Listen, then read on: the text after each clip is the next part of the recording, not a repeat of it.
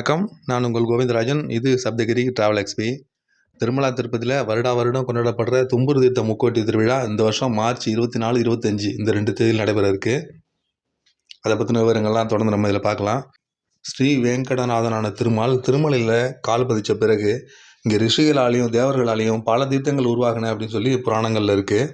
கண்ணுக்கு தெரிந்த அப்புறம் கண்ணுக்கு தெரியாத தீர்த்தங்கள் 108 தீர்த்தங்கள் மொத்தம் திருமலையில் இருக்குதுன்னு சொல்லி சொல்கிறாங்க.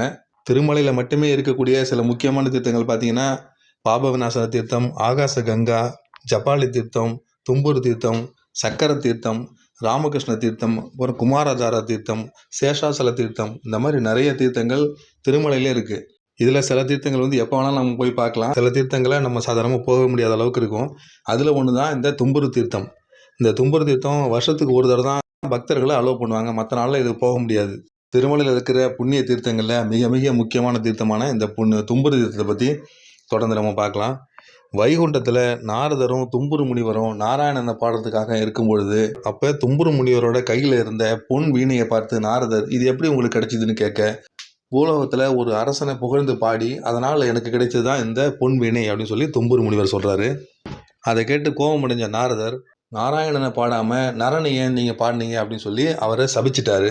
அந்த சாபத்திலிருந்து தப்புவதற்காக திருவேங்கட மலையில் உள்ள கோணத்தீர்த்த பகுதியில் தும்புரு முனிவர் தவம் இருந்தார். அவருடைய தவத்தை மெச்சி அவருக்கு மனங்கணிந்த பெருமாள் அவருக்கு காட்சி தந்து அவருக்கு பரமபதம் அளித்தார். அவருக்கு இந்த தும்புரு முனிவருக்கு காட்சி தந்த நன்னாள் தான் பங்குனி மாதம் உத்திர நன்னாள். தும்புரு முனிவர் கேட்டுக்கொண்டதுனால இந்த தீர்த்தத்தில் நீராட வர்ற அனைவருமே பரமபதம் அடையணும் அப்படின்னு சொல்லி பெருமாள் வரம் அளித்தார். இதுவே அந்த தும்புரு தீர்த்த கதை. எப்போ நடந்ததோ அதுலேருந்து பங்குனி மாதம் பௌர்ணமி நாளில், தெலுங்கு மாதத்தில் பார்த்தீங்கன்னா பல்குண பௌர்ணமி நாளில் தும்புரு தீர்த்த யாத்திரை மேற்கொள்ளப்பட்டுக்கிட்டு இருக்கு. டிடிடி சார்பாக இதுக்கு சிறப்பான ஏற்பாடுகள்லாம் நிறைய செஞ்சிட்ருக்காங்க. வருடம் முழுக்க இந்த தும்புரு தீர்த்தத்துக்கு அளவுடு கிடையாது. இதில் எப்போதுமே இது க்ளோஸ் பண்ணி தான் வச்சுருப்பாங்க இந்த போகிற வழியை. இந்த பங்குனி மாதத்தில் பௌர்ணமி நாளில் மட்டும்தான் இந்த யாத்திரைக்கு போகிறதுக்காக இந்த வழியை திறப்பாங்க. இந்த தும்புரு தீர்த்தம் திருமலையிலேருந்து சுமார் 12 கிலோமீட்டர் தொலைவிலையும், பாப விநாசனத்துலேருந்து 7 கிலோமீட்டர் தொலைவிலையும் இது அமைஞ்சிருக்கு. பாப விநாசனம் வரைக்கும் நீங்கள் பஸ்லேயோ இல்லை ஓன் வெஹிக்கிள்லேயோ போகலாம். அதுக்கப்புறம் அந்த 7 கிலோமீட்டரும் நடந்தான் போகணும், திரும்ப நடந்தான் வரணும். போகிற வழியில் எதுவுமே கிடைக்காது. ஏதாவது உங்களுக்கு தண்ணியோ வேறு ஏதாவது வேணும்னா நீங்கள் பாப விநாசனத்திலே எல்லாத்தையும் நீங்கள் ரெடி பண்ணிக்கணும். பாப விநாசனம் அணைக்கட்டு வரைக்கும் நம்ம போவோம். அணைக்கட்டை தாண்டி போகிற வழியில் தான் இந்த இடம் இருக்குது. பாப விநாசனத்தோட அணையோட பேர் கல்யாணி அணை. அந்த அணையை தாண்டி திரும்ப ரைட் சைடில் டவுனில் இறங்கி தான் இந்த இடத்துக்கு போய் சேர முடியும்.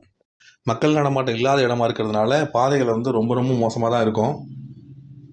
இந்த வருடம் மார்ச் மாதம் 24ஆம் தேதி 25ஆம் தேதி இந்த 2 நாளும் இந்த தும்புரு தீர்த்த யாத்திரைக்கான தேதிகள்லாம் அறிவிச்சிருக்காங்க. இந்த யாத்திரையை மேற்கொள்ளணும்னு உங்களுக்கு விருப்பம் இருந்தால் மார்ச் மாதம் 24, 25 இந்த 2 நாளுமே அலோவ் பண்ணுறாங்க. பாவநாசனம் வரைக்கும் போயிட்டு அதுக்கப்புறம் அங்கேருந்து நடைபாதையாக இந்த யாத்திரைக்கு போயிட்டு வரலாம். இந்த நாள் டைமிங் எப்போன்னு பார்த்தீங்கன்னா 24ஆம் தேதி காலையில் 5 மணிலேருந்து மத்தியானம் 3 மணி வரைக்கும் அலோவ் பண்ணுவாங்க. அதே மாதிரி 25ஆம் தேதி காலையில் 5 மணிலேருந்து பகல் 11 மணி வரைக்கும் தான் அலோவ் பண்ணுவாங்க. 11 மணிக்கு அவங்க க்ளோஸ் பண்ணால் தான் ஏற்கனவே போயிருக்க பக்தர்கள்லாம் திரும்பி வர்றதுக்கு சாயந்தரத்துக்குள்ளே வருவாங்க.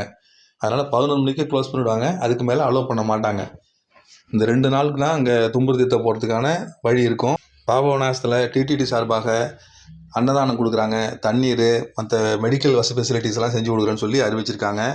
பக்தர்களோட வசதிக்காக நிறைய தன்னார்வ சேவைகள் வழிநெடுகளும் இருப்பாங்கன்னு சொல்லியிருக்காங்க. மருத்துவ உதவியும் கிடைக்கும். பாப விநாசனத்தில் ஆம்புலன்ஸ் வசதியும் இருக்குன்னு சொல்லியிருக்காங்க. இந்த யாத்திரைகளை கலந்துக்கிறவங்களுக்கு டிடிடி சார்பாக விதிக்கப்பட்டுள்ள கட்டுப்பாடுகள் என்னன்னு பார்த்தீங்கன்னா 60 வயசுக்குள்ளே இருக்கவங்க மட்டும்தான் இந்த யாத்திரைகளை கலந்துக்க முடியும். அதுக்கு மேலே உள்ளவங்க இந்த யாத்திரைகளை கலந்துக்க முடியாது. ஆதார் கார்டு கண்டிப்பாக எடுத்துகிட்டு வரணும். அதை டேட்டு செக் பண்ணிட்டு தான் உங்களை யாத்திரைக்கு அலோவ் பண்ணுவாங்க. லாஸ்ட் இயர் இப்படி தான் நடந்தது. பட் லாஸ்ட் இயர் முதல் நாள் எந்த கட்டுப்பாடும் இல்லாமல் முதல் நாள் விட்டுட்டாங்க. ஏப்ரல் மாதம் 5, 6 2 நாளும் லாஸ்ட் இயர் நடந்தது. இந்த வருஷம் மார்ச்சில் நடக்குது. லாஸ்ட் இயர் போகும்போது முதல் நாள் எந்த கட்டுப்பாடும் இல்லாமல் எல்லாருமே அனுப்பிச்சி விட்டாங்க. ஆனால் கீழே போன பக்தர்கள் திரும்பி ஏறி வர முடியாமல் ரொம்ப சிரமப்பட்டதுனால அதுக்கு அடுத்த நாளே 50 வயசுக்கு மேலே இருக்கவங்க கீழே அலோவ் பண்ண முடியாதுன்னு சொல்லிட்டாங்க. அடுத்த நாளுக்கு போனவங்க நிறைய பேர் திரும்பி வர மாதிரி ஆயிடுச்சு. அதனால் இந்த வருஷம் அப்படி சொல்லியிருக்காங்கன்னா 60 வயசு வரைக்கும் மேக்ஸிமம் இங்கே ஆரம்பத்திலே சொல்லிட்டாங்க. 60 வயசு வரைக்கும் அலோவ் பண்ணுவாங்க. அதுக்கு மேலே உள்ளவங்கள அலோவ் பண்ண மாட்டாங்கன்னு இப்போயே சொல்லிட்டாங்க. இருந்தாலும் நம்ம போகிற பக்தர்கள் ஹார்ட் ப்ராப்ளம் இருக்கிறவங்க, ஆஸ்துமா பேஷண்ட்ஸு, அப்புறம் பிபி உள்ளவங்க, இந்த மாதிரி பேஷண்ட்ஸ்லாம் நீங்கள் இந்த பயணத்தை தவிர்க்கிறது நல்லது. ஏன்னா போகும்போது தெரியாது, இறங்கி போயிடலாம். திரும்பி ஏறி வர்றது ரொம்ப ரொம்ப சிரமமாக இருக்கும். அதுவும் வெயில் காலம் மார்ச் மாதத்தில் வெயில் காலத்தில் திரும்பி வர்றது ரொம்ப சிரமமான விஷயமா இருக்கும். அதனால் இந்த மாதிரி உடம்பு முடியாமல் இருக்கிறவங்க இந்த யாத்திரையை தவிர்த்துருங்க. இதில் ஆண்கள் பெண்கள் யார் வேணாலும் போகலாம். அதில் கட்டுப்பாடு எதுவும் கிடையாது. 60 வயசுக்கு மேலே இருக்கக்கூடாதுங்கிறது மட்டும்தான் ஒரே ஒரு கட்டுப்பாடு. வருடத்துக்கு ஒரு முறை மட்டுமே திறக்கக்கூடிய இந்த தும்புரு தீர்த்த யாத்திரையை உங்களால் முடிஞ்சால் நீங்கள் அதில் கலந்துக்கிட்டு பெருமாளுடைய பேரருளை பெறலாம். போன வருஷம் முதல்ல யாத்திரைக்கான டேட் அறிவித்தாங்க. அதுக்கப்புறம் நாள் நெருங்க கடைசியில் பாபநாசத்துக்கு வண்டியே அலோவ் பண்ண மாட்டேன்னு சொல்லிட்டாங்க. எல்லாருமே அவங்களோட ஓன் வெஹிக்கிளை நீங்கள் எல்லாருமே திருமலையில் தான் பார்க் பண்ணணும். பார்க்கிங்க்கு நிறைய இடம் ரெடி பண்ணி வச்சுருக்காங்கன்னு சொன்னாங்க. அங்கே பார்க் பண்ணிவிட்டு பஸ்ஸில் மட்டும்தான் போக முடியும்னு சொல்லிட்டாங்க.